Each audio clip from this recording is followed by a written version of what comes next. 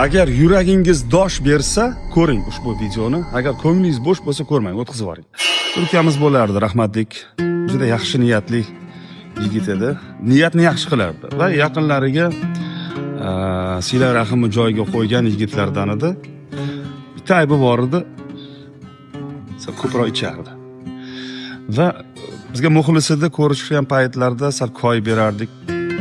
Yig'ishtir shu ishlaringni derdik. Bu yigit yaxshi niyat qilib shunaqa derdiki, xudo xolasa aka, 40 ga kirgan kunim hammasini yig'ishtiraman.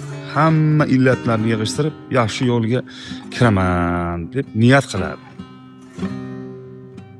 Muhimi yaxshi niyatli yigit edi. Lekin yaxshi niyatni o'z bilan ish bitmas ekanda, rahmatlik 40 yoshga kirishiga bir kun qolganda avtohalokatga uchrab bu yorug' olamni tark etdi. Eng achinarlisi kayfda ketdi.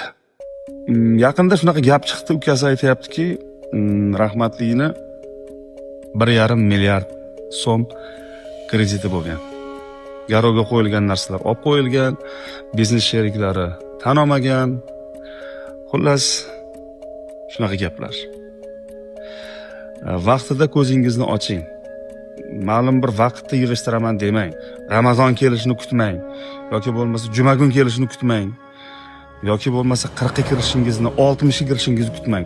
Hozir shu videoni ko'ryapsiz. Videoni kimlargadir yuboring va yig'ishtiring o'sha illatni.